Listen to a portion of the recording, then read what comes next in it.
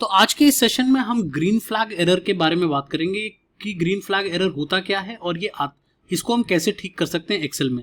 तो ऐसा करते हैं कि हम अपनी मंथली बजट वाली फाइल को खोलेंगे और वहां पे जाके एक टोटल और मैक्स और मिनिमम का एक फॉर्मूला लगाएंगे जो हमें ऑलरेडी आता है। तो हम कैसे लगा सकते हैं टोटल, वो हमें पता ही है कि हमें इक्वल टू लेकर के, तो ये मैंने फॉर्मूला लगा दिया है। मैंने जनवरी, फरवरी और मार्च का टोटल कर दिया है, जनवरी, फरवरी, मार्च और अप्रैल का टोटल कर दिया है। मैंने मैक्सिमम वैल्यू और मिनिमम वैल्यू निकाल ली है जनवरी, फरवरी, मार्च और अप्रैल की।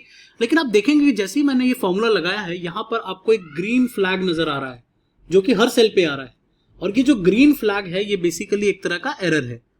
अब सवाल ये उठता है कि ये एरर क्यों आ रहा है। ये एरर इसलिए आ रहा है कि एक्सेल तो बहुत ही स्मार्ट है और अपने से एंटिसिपेट करके आपकी हेल्प करने की कोशिश करता है।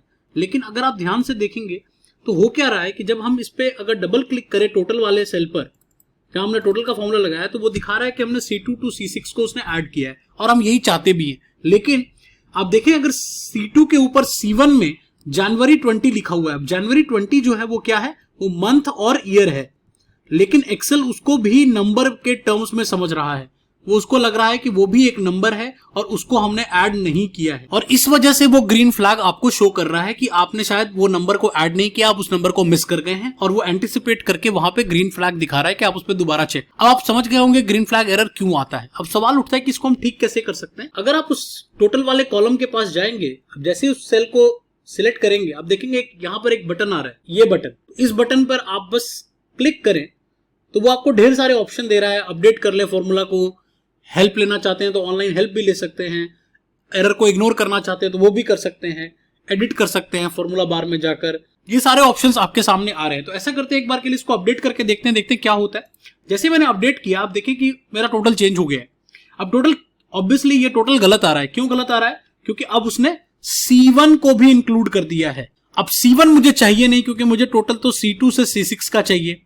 तो इस कारण से मुझे ये एरर को ठीक करना पड़ेगा। ये सही एरर नहीं आ रहा है। तो अब इस एरर को हम कैसे ठीक कर सकते हैं उसके बारे में बात करते हैं। तो इस एरर को ठीक करने के लिए बस उस सेल को सिलेक्ट कीजिए, इस बटन पे क्लिक करें और यहाँ पे इग्नोर एरर का ऑप्शन आ रहा है। बस इग्नोर एरर पे क्लिक करेंगे तो आप देखेंगे कि वो ग्रीन फ्लैग हट गया है।